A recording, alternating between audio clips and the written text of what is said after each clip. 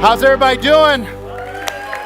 We are glad that you're here. So, 2 questions I want to ask you as you get started. Has anybody here ever been in love? It's weird, only like half the couples raise their hand. Okay, we're just going to put a pin in that, but that's a problem. All right, second question is, anybody ever do anything stupid because they were in love? Yeah, wow, more hands went up this time. That is interesting. Okay, now, I ask you these questions because love makes you do crazy things. When my wife and I were first dating, about 2 months into our relationship was our first Valentine's Day as a couple. So we started dating the day after Christmas in 1992. So now after like the 1st of January, we were starting to get ads for Valentine's Day. And so now I've been dating this girl for like a week and a half, and I want to get her something for Valentine's Day. And I got this advertisement for this gold bracelet that they were selling, and this is the store that they were selling it at.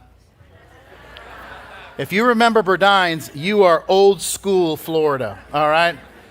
You are old school Florida. So anyway, but they were selling this gold bracelet. It was $250. Now this is $250 in 1992 money, not in 2024 money, which is like the equivalent of $8 now. But back then, that was like real money. And so now, once again, we'd only been dating for a couple of weeks, but I decided I was going to buy it for her. And by the way, you're trying to be careful because sometimes you can kind of overshoot where you are in the relationship, but I didn't really understand things. So I was like, you know what, we're just gonna go for it. So, but I didn't have $250. So I went down there and I gave them $40, and I put the bracelet on a thing called layaway. And so now, you guys remember layaway? Yeah, well, a lot of you are Latin. So if you're Hispanic, layaway is the only way. So that's how that works. And now, so those of you that are younger and you don't know what layaway is, let me give you a brief tutorial. Now, if you want something you can't afford, you put a deposit on it, and then they take it off the floor. They put it in this special room that's under lock and key until you can pay it off and take it home. So basically, layaway is like a type of jail for your stuff, and you're trying to come up with enough money until your stuff can get paroled. That's the short of it. So anyway, so I'm starting college, and I'm working at a sub shop making $4 an hour. And but I was doing everything I could to earn some extra money so I could just pay on this, because I really only had about a month to get it out of layaway prison before Valentine's Day. And I bought it for her and gave it to her, and she loved it, and she has it to this day. And who knows, maybe that's how it all worked, right? Because we had been dating for a month. That was 31 years ago. And so we've been married for 27 years now. Yeah. Maybe that was the key. But you know what's funny is I tell you this story, and if a guy after the service comes up to me and he says, hey, I've been dating this girl for a week and a half and I want to buy her an expensive gift, I would say, like, that is irresponsible. Your relationship isn't there yet, right? I'd be doing all that. And it's like, but you just said that you did it. Like, that's different because it worked out for me. It's probably not going to work out for you. And it's weird that we do that. But this is the thing, right? The thing about love is that, love doesn't care about your budget. Love doesn't care about measured responses, right? Love simply wants to express itself to the object of whatever is the person that's loved, right? And so now, if you want to know who or what you love more than anything, all you have to do is follow who or what you're willing to be unreasonable for. It doesn't matter what you say you love. All you have to do is follow who or what are you willing to be unreasonable for. That's what you love the most. When I was in high school, I wanted to go to a concert, and so I'm into many concerts in high school. But one of the but this was like, I know that now you just download the Ticketmaster app. I mean, the Ticketmaster existed back then. Ticketmaster's been around since the Tower of Babel in the Book of Genesis, and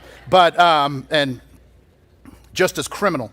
But anyway, back then, when I was in high school, you had to go to an actual Ticketmaster outlet to buy a ticket.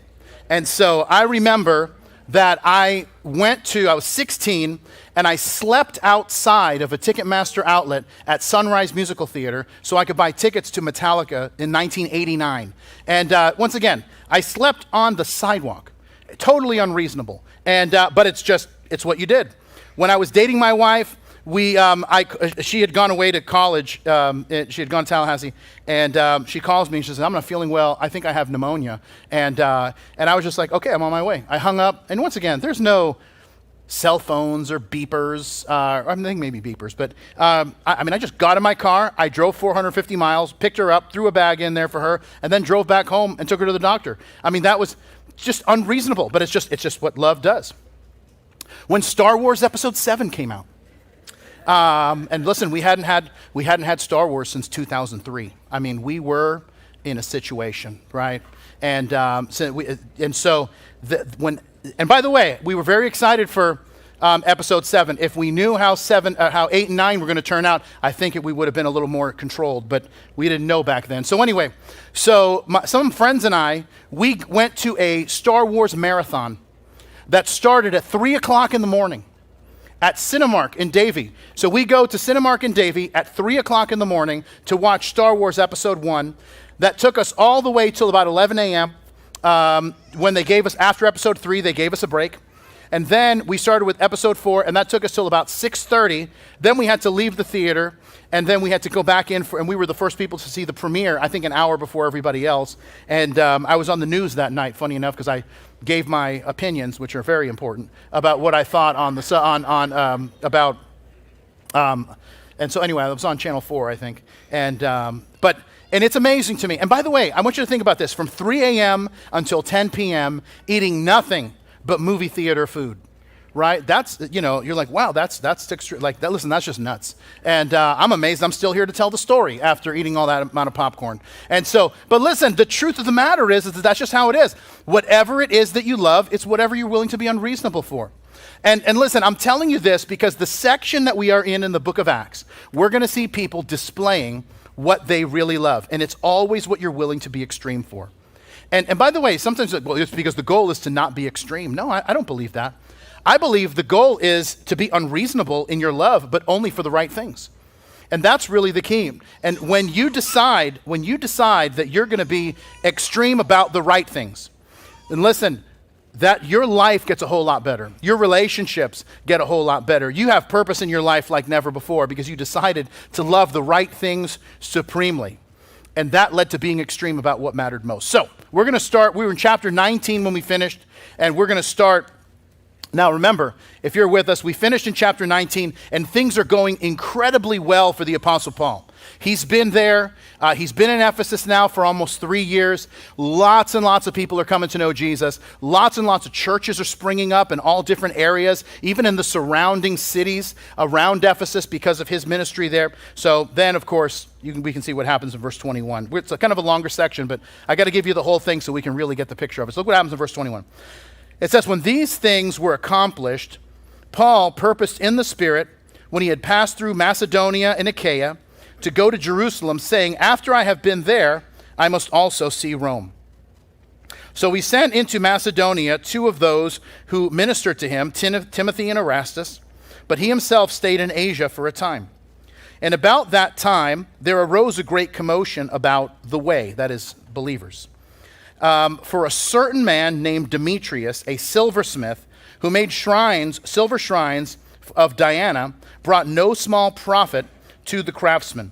He called them together with the workers of similar occupation and said, men, you know that we have our prosperity by this trade. Moreover, you see that not only at Ephesus, but throughout almost all Asia, this Paul has persuaded and turned away many people, saying that they are not gods which are made with hands.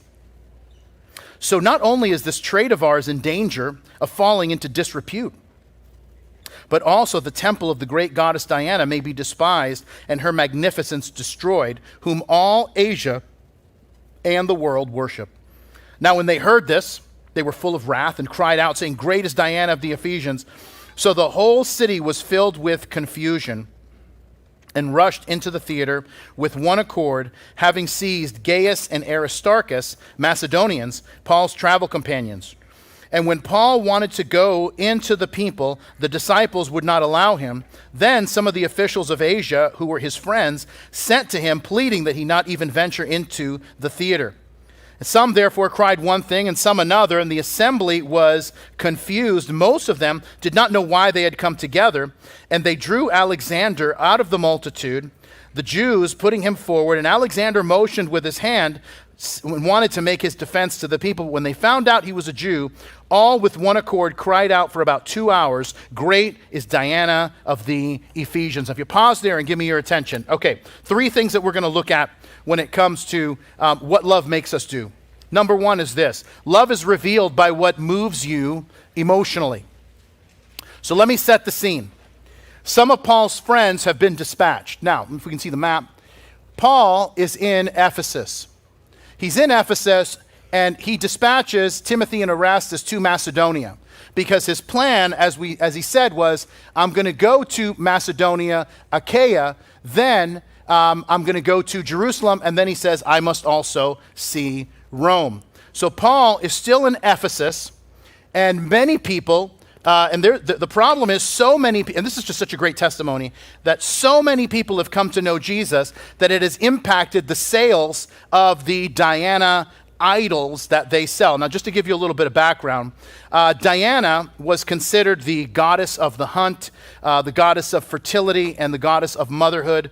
And here is a picture of Diana. She is featured as like this multi-breasted woman, which I guess it was a symbol of beauty, maybe. I think it's gross, but that's up to your personal taste, I guess. And so now, by the way, if you want to see this in person, of all places, it's in the Vatican. So, when in Rome, I suppose. So anyway, that's where it is. But Diana is her Latin or Roman name. Her Greek name is Artemis. According to Greek mythology, Artemis is the daughter of Zeus, the twin sister of Apollo. And the largest temple to Diana was found in Ephesus, actually just outside of the city of Ephesus. This temple, by the way, the Temple of Diana, it was one of the 7 wonders of the ancient world. It was a massive temple. It was 127 pillars. That's how big this thing was, with the statue of the goddess all the way in the back. Now, if you, the temple was destroyed by the Visigoths in 268. So if you go now to Ephesus, there's literally just one pillar standing, which is really kind of pathetic. But anyway, that's it. But the temple was popular, and people would go there, and the silversmiths would make these little idols of Diana and to take with them. So if you can imagine, you go to Washington, D.C., and you get this little replica of the White House. It's like, okay, just I was there. Or you go to Paris, and you get a little replica of the Eiffel Tower. Or Chicago, you get the Sears Tower. Or if you're in Chicago, maybe you just get murdered. And that's just like, hey, something to remember us by. The murder capital of America. And so anyway, but so now, but except what they were making, these idols weren't just souvenirs. They were given for the purpose of personal worship and private worship. So all these people start coming to know Jesus, and so they get rid of all their idols. They stop buying all of their idols, and the guys who are making money on all of this are now concerned. So this is where we meet our friend Demetrius, who is a silversmith, according to verse 24, and seems to be the guy in charge. And maybe he's the president of their guild or whatnot, but he explains how they're losing money because of Paul, because of the gospel that he's preaching. And I want you to notice the emotion in verse 28. It says that they are filled with wrath. I mean, they are so angry. Why? Because they're losing money. And they go into the theater at Ephesus. And by the way, the theater at Ephesus has been totally excavated. And here's a picture of it. This is part of it. The theater at Ephesus seats about 25,000 people. So when it says they filled this is like a lot of people going in, screaming for 2 hours, "Great is Diana of the Ephesians." And there's so much confusion. One of the guys wants to talk. They find out he's Jewish. Then they start screaming even more. I don't know if you've ever been to a place where people are screaming and yelling for 2 hours straight. If not, just watch a congressional hearing and you'll get that same vibe.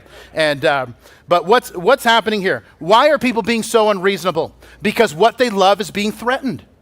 And by the way, it's not Diana, it's the profit that they're making from all of their, Diana products. And this is why in verse 27, he says, this trade of ours is in danger of falling into disrepute.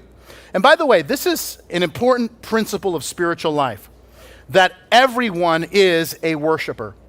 everyone is a worshiper. Oh, but I'm not a Christian. Doesn't matter. Everyone worships something. We are hardwired to worship.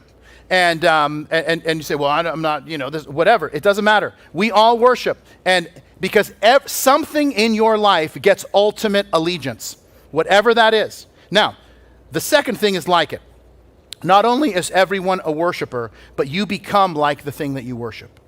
That is an absolute reality of life. You become like the thing that you worship. This is why when God brings his people out of Egypt, brings them to Mount Sinai and gives them the 10 commandments and a whole bunch of other commands, but one of the things that he says is the first command is no other gods.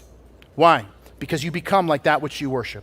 And by the way, sometimes people think, why does God need to be worshipped? Is he got an inferiority complex? Did he create people? No, none of those things, right? God didn't create us because he was lonely. God exists, Father, Son, and Holy Spirit. You're not better fellowship than them, okay? But here's the thing. God is good, and God has the ability to create.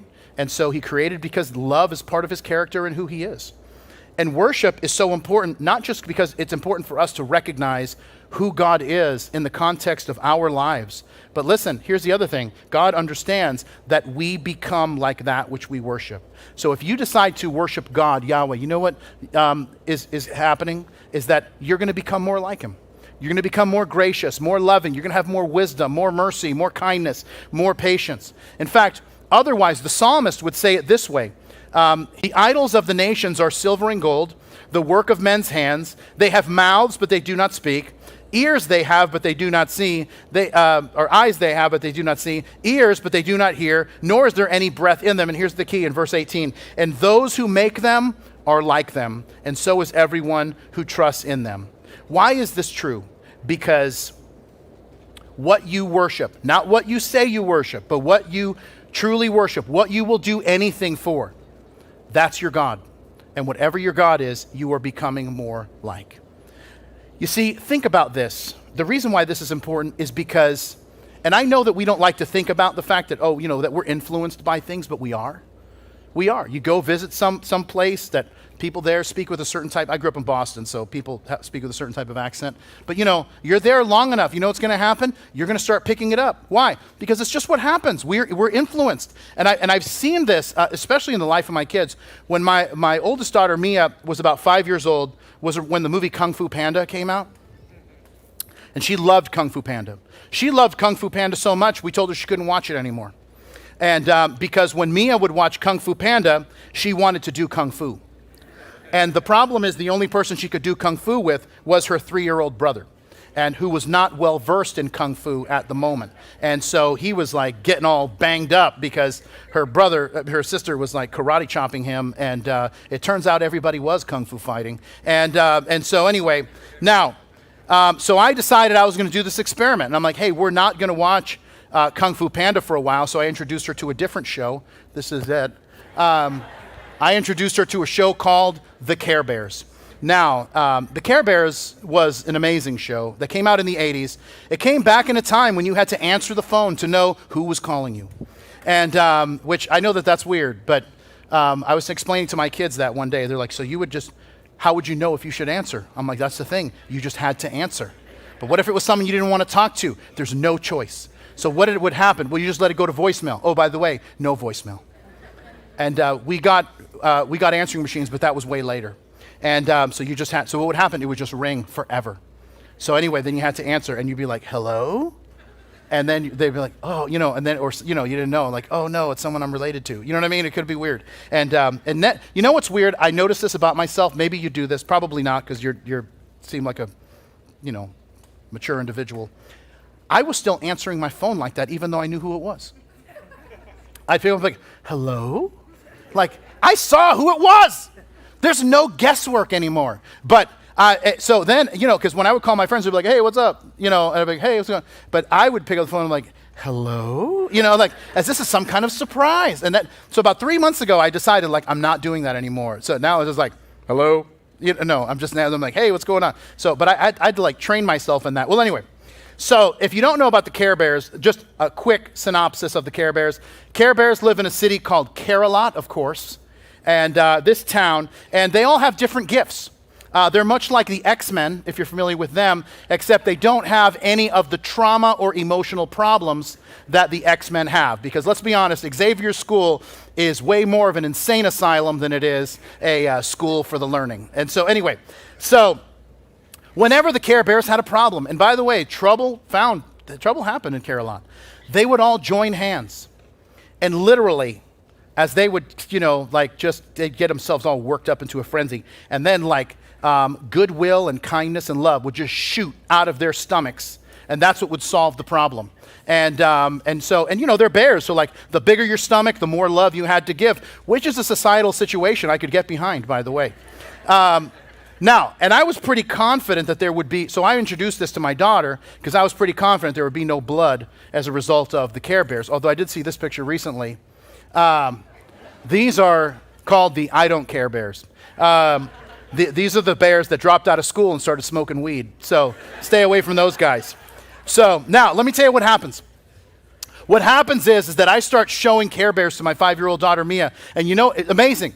Now, she doesn't want to karate chop her brother anymore. Now, she just walks up to her little brother, and just kiss him and hug him. Why? Because, listen, if a TV show can curb your behavior, and by the way, you're going to think that this is that's because, you're 5 years old or whatever. Let me tell you something. I see this in my own life. I'll see some action movie, and I will be so fired up that my wife and I went to see some movie. I think it was one of the John Wick movies. And by the way, don't even email me about that. That movie was rated R. Good for you, all right? If you email me about it, I don't know how to block people on email, but I will learn, all right? Anyway, moving on. So I go see John Wick, and so I'm walking out of the theater, and there are these punks. And I'm like, oh, we are going to throw down right here.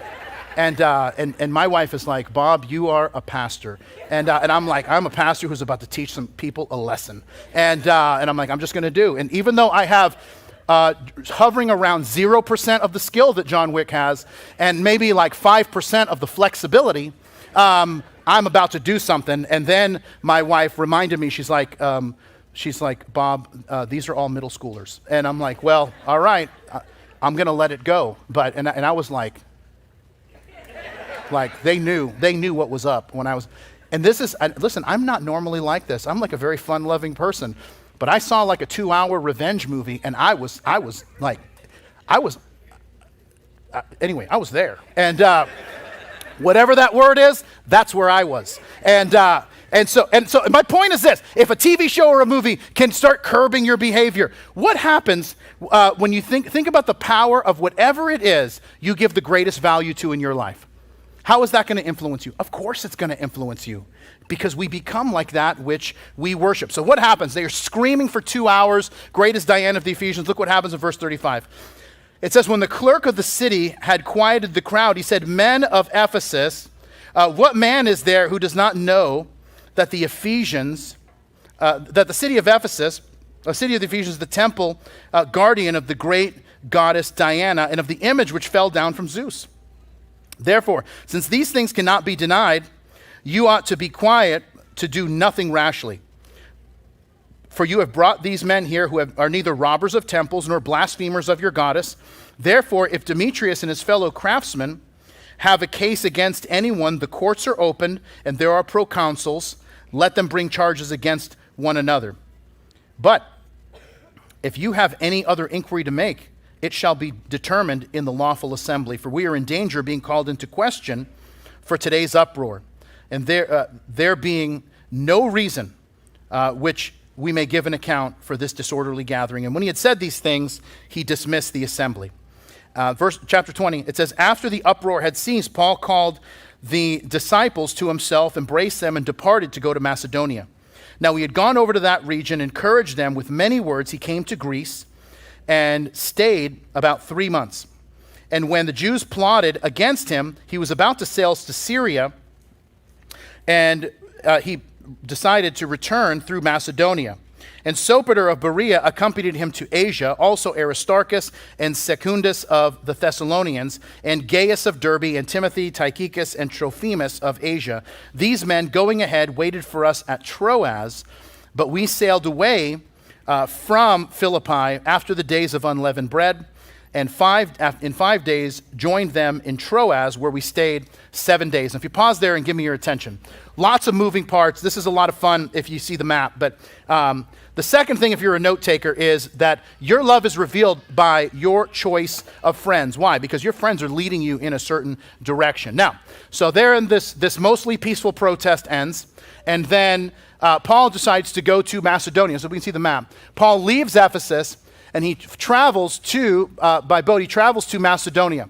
He makes his way down to this area of southern Greece, and his plan was, as we read, to go to Syria, because Antioch of Syria was his home church. And so that's where he was headed. Instead, the Jews are plotting to kill him, so he decides to go back north. He heads to Berea. There's a guy named Sopater that says, hey, I'm going to help you get over. So they go now to Philippi. They get to Neapolis, which is the port city, and he makes his way to Troas. And he'll be there until our study next time. But now here's the thing that I want you to remember, is that Paul has been at Ephesus for 3 years. This is the longest time that he spends in any city in any of his missionary journeys. And now that season is over, and this is a sad scene. In fact, next time we'll finish chapter 20, and we'll spend the whole time looking at Paul's final words to the leaders at the church at Ephesus. And it is this very moving, very emotional scene. And we're going to talk about just the importance of our words and the impact that our words have on other people. Now, I want to back up for a second, because Paul wants to go into the theater. And the disciples say no. Those who are his friends that are city officials say, you can't do this. And his friends that are now his ministry colleagues go over to Macedonia to get things ready for his arrival. Now, let me just tell you that as you see the good people in his life helping him, really trying to help him make good choices. Listen, this is something that I have told my kids probably close to 1 million times since they were born. And that is this, that you are the average of the 5 people you spend the most time with. So what does that mean? You better make sure that those are 5 good people that you're spending time. You got to choose your friends wisely. And by the way, this is not just advice for teenagers. There's some folks hitting middle age that need to retire some of their friends. And why? Because some of these friends just aren't going in the same direction as you. And that's the sad reality. And I've watched as a pastor, I've watched this over and over in my life. I see people come to know Jesus, and they still allow their old friends to have a big influence in their lives, and then they struggle in their walk with God. And then you hear people say like, well, they don't really love the Lord, or they're just not committed. It's like, no. It's none of those things. It's actually simpler than that. It's that they have a circle of friends that they have planted themselves in that will not allow anything healthy to grow. And that's the real challenge. And listen, sometimes people, they're like, well, does this mean we should become hermits and not have any contact with people who aren't believers? Not at all. By the way, if someone did that to us, we wouldn't have come to know Jesus, because people come to know Jesus because of other people who come to know Jesus. That's how that usually works. But what I am saying is we have to differentiate between people that we're ministering to and people that we're learning from and growing with. And that's the key. Because once again, as we talked about a moment ago, the people in your life are influencing you. That's just how it is. You've had this happen, right? You ever have one of those plastic storage bins, like food storage bins? You ever put something in a food storage bin that had something else in it before, but that other thing before never got totally eradicated when it got washed? And then, so now the new thing tastes like the old thing? You ever have that? I had one day, this is a while back, I had this glorious piece of chocolate cake that I was saving. Technically, I had 2 pieces. I ate one. It's not really part of the story. And so, anyway, but I had this piece of chocolate cake that I was saving. I put it in a plastic storage bin. Little did I know that plastic storage bin had previously contained garlic paste. And so the next morning when I opened that thing up, not that I eat cake in the morning, anyway, that's not really part of the story either. Anyway, you could have killed a vampire with that garlic chocolate cake, because it was totally ruined by the garlic flavor. Totally ruined. I mean, I still ate it. That's not really the point. You can't waste it. But I mean, the garlic flavor was powerful in every bite. That's the point I'm making to you. And so, but listen, this is the power of people in your life. And by the way, it doesn't matter if it's the right people or the wrong people. As far as, are they going to influence you? Of course they're going to influence you, because everyone's circle of friends influences them. So the point is, just choose wisely. I love what Solomon says in Proverbs chapter 12. He says, the righteous should choose his friends carefully, for the way of the wicked leads them astray. Listen, can I be honest? And this is especially true for guys. We have no idea how friendships even happen, right? Women, like they meet, oh, we had a lot in common, then we met again, then we talked. With guys, it's like, how did you become friends? Like, I don't know. I think we went to school. Or, we went to buy something and he sold it to us. We're like, well, you may as well come with us. And then I was the best man at his wedding. I mean, that's just how, there is this weird thing that happens. Like, it's like he lived next door. We went to school. We worked together, And so, but listen, how do we choose quality people to be friends with who are going to enrich our lives? So here's two things you can choose. Number one, choose friends who make you better. Choose friends who make you better. There are friends who speak life and truth in such a gracious way that when you have that disposition, those qualities, even the most powerful people in the world will seek you out. That's what Proverbs 22 says. He who loves purity of heart and has grace on his lips, the king will be his friend. Here's the second thing, and that is choose friends who live out godly wisdom. Live out godly wisdom. And that is, they are where you want to be. It's not just where you want to be like career-wise or family-wise, but they are living out the principles that you want to be known for. Their walk with God has impacted and permeated every part of their life. And Solomon would say it this way in Proverbs 27, ointment and perfume delight the heart, and the sweetness of a man's friend gives delight by hearty counsel. Paul did this. He invested in people, and when the moment came, they invested in him to help him make the right choices. And now, I love these verses. It's sad and hilarious all at the same time, so you'll see. Verse 7. Now on the first day of the week, when the disciples came together to break bread, Paul, ready to depart the next day, spoke to them and continued his message until midnight. There were many lamps in the upper room where they were gathered together, and in the window, a certain young man named Eutychus, who was sinking into a deep sleep. He was overcome by sleep, and as Paul continued speaking, he fell down from the third story and was taken up dead. Dun, dun, dun. But Paul went down, fell on him, and embracing him said, do not trouble yourselves, for his life is in him. Now when they had come up, they had broken bread and eaten, and talked a long while, even until daybreak, he departed. And they brought the young man alive, and they were not a little comforted. And if you pause there, last thing I want to tell you is that your love is revealed by your willingness to sacrifice, and whatever it is you're willing to sacrifice for. Now, this is a tough situation, right? Paul is preaching, and some dude falls asleep and just falls out the window. And I've preached to a lot of people in my life, and I've had people fall asleep when I preach, but I've never had anyone die in our service. I have a good streak going, okay? In fact, I'll tell you this, probably my favorite time someone fell asleep, my dad attended this church for, 10, 12 years before he died 2 years ago. And one time, my dad came to church, and he fell asleep. It was like 10 minutes into my message, and he just knocked out completely. And then, once again, if it's someone else, it doesn't really bother me, but when it's like your own father, just like, hey, wake me up when this is over. And that it hurt a little. And so anyway, so the message ends, and then I go up to my office to get something to drink, water, and he goes upstairs. And he wants to say hi to the kids or whatever. And then he comes into my office, and he says, hey, Robert, that was good preaching. And I'm like, oh, no. Oh, no. You don't think I saw you, dude? I saw you. You were knocked out. You were totally asleep. You had no idea what I was talking about. And he goes, Robert, you got to understand, when I come here, I feel so much peace. And it just puts me out. And I'm like, no way. No. And I'm like, first of all, as far as, moves, well done. But no credit on that. And so anyway, but I've never had anybody. By the way, Paul preached until midnight.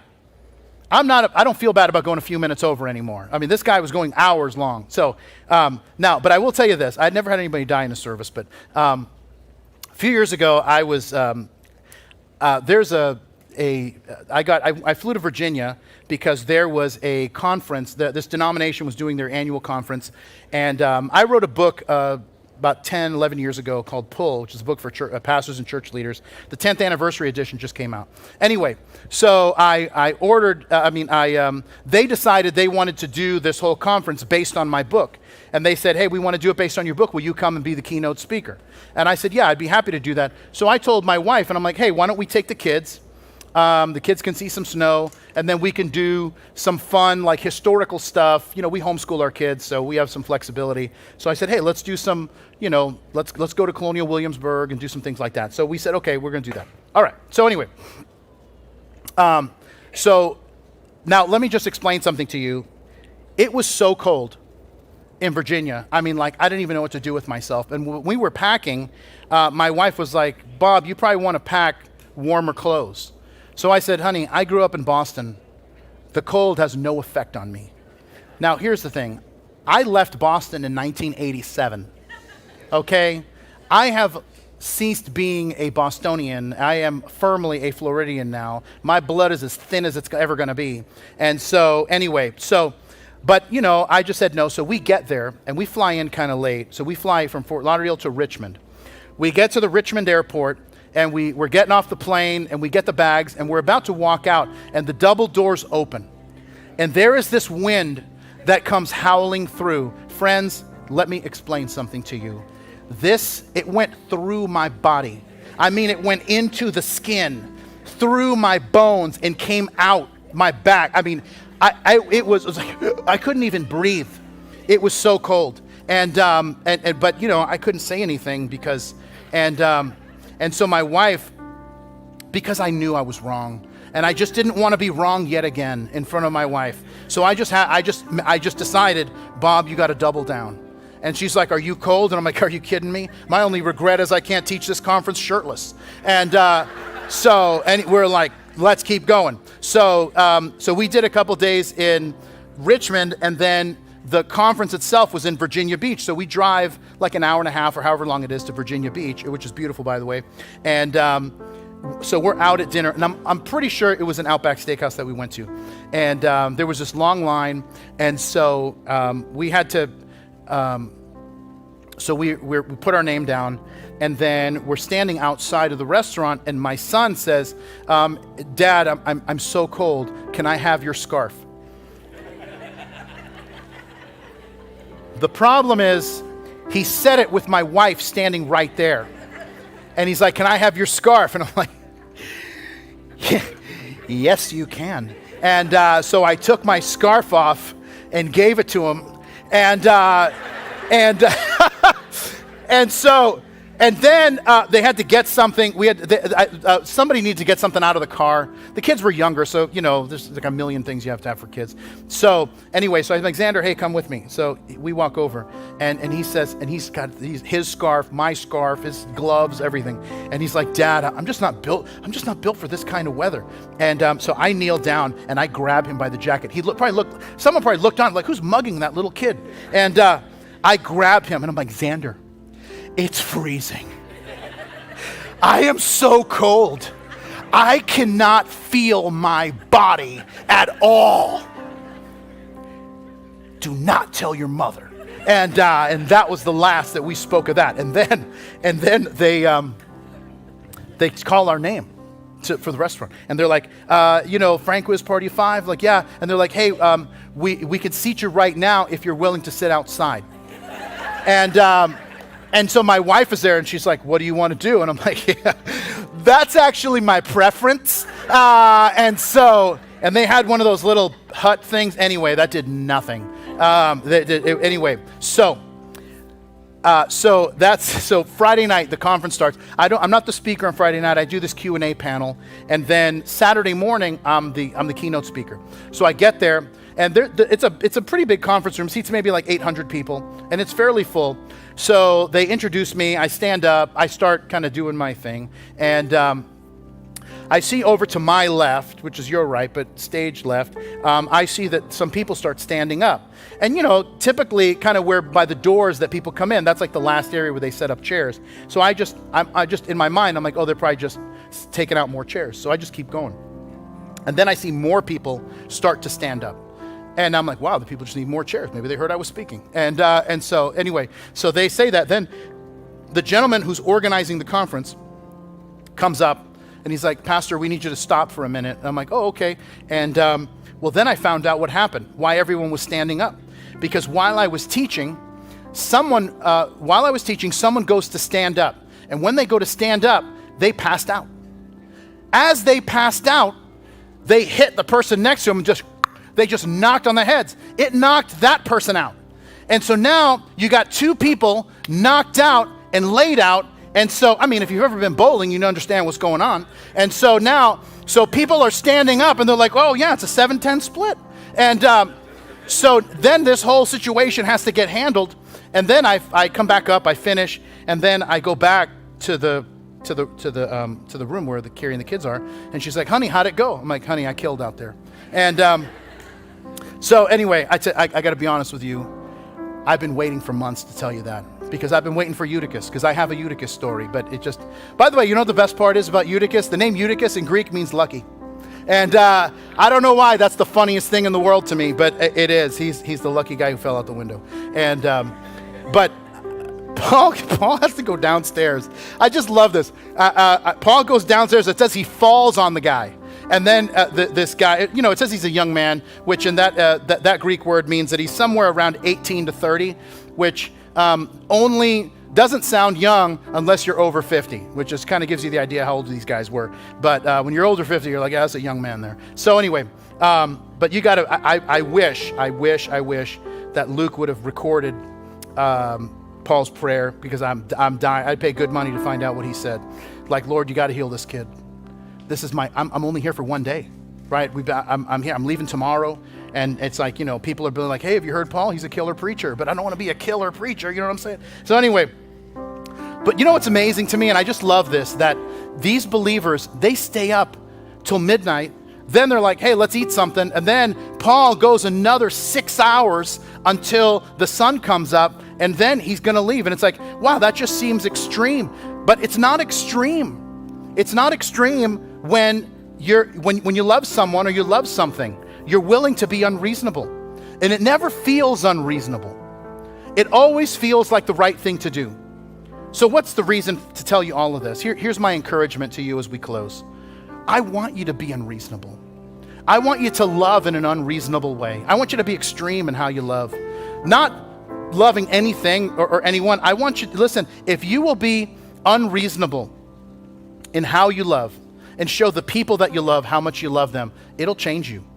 Listen, I did this thing, and I don't know, and I guess maybe it was, after my dad died, that I wanted to start telling the people that I care about them. And so when I would talk to my friends on the phone, and some of my friends I've been friends with for 30 years, and that I would just say, hey, I love you, man. And let me tell you something, and it was so important to me to say that. And some people some of my friends that I would talk to, like, yeah, I love you too, Bob. Thank you. That's all, And then, but not everyone received it well. Like, I remember one of my friends, I was like, we were getting on the phone, like, hey, love you, man. I was like, what did you say to me? Saying I love you, man. I was like, okay. What am I supposed to do with this information? Like, you don't have to do anything. Just hang up the phone. That's really what I want you to do right now.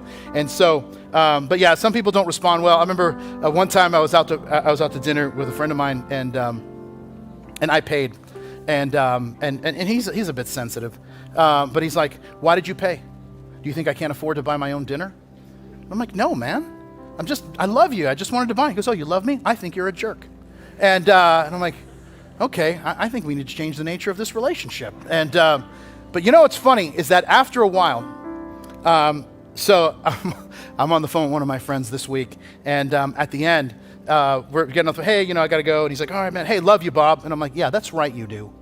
And it's why? No, I didn't say that. I was like, hey, thanks, I appreciate that. And why? Because it just, you start telling people how you feel. You know what's going to happen? Because you become the influence, and now they start telling you. Listen, everyone is seeking joy. And I'm telling you that if you want to know the secret of joy, I'm telling you, it is so counterintuitive to what the world thinks. When the world goes out and says, I'm going to find my own happiness, that is like a guarantee to be miserable. When you realize that joy is a byproduct, joy is the byproduct of purpose, that it's the byproduct of walking with Jesus, it just changes the game. If you would just look at your marriage and realize this, if you stop making your marriage about you and start making it about the other person's joy and honoring God in your marriage, something amazing will happen. You will find a joy that you never thought was possible. And I know that some people are calculating and they're like, hold on, you're trying to tell me if I don't try to be happy in my marriage, I'll be happier than I ever thought? Like, that's exactly what I'm saying. You're like, that's just crazy talk. And I know you think it's crazy talk because you've never done it.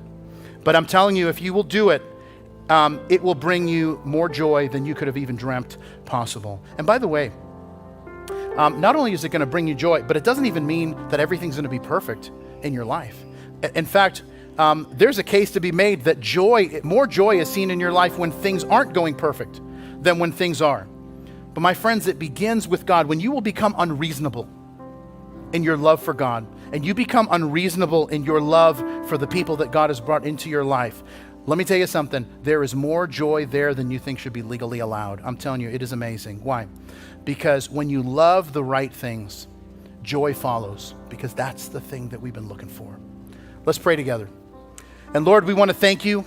Thank you for the incredible work that you want to do in us. Thank you that you allow us to love, and even love unreasonably. God, that's our hope and our prayer, is that we would be a kind of people that are known for the love that we have for one another, the love that we have for you. And Lord, help us in that. We pray it in Jesus' name, and everybody said, amen. Thank you for joining us today. If you made a decision to follow Jesus and begin a relationship with him, congratulations. It's the best decision you're ever going to make. You may be wondering, so what happens now? Where do I go from here?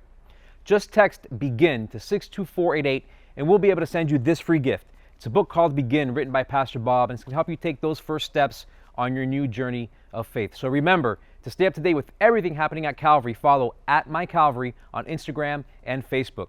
Until next week, we love you. We're praying for you. God bless you.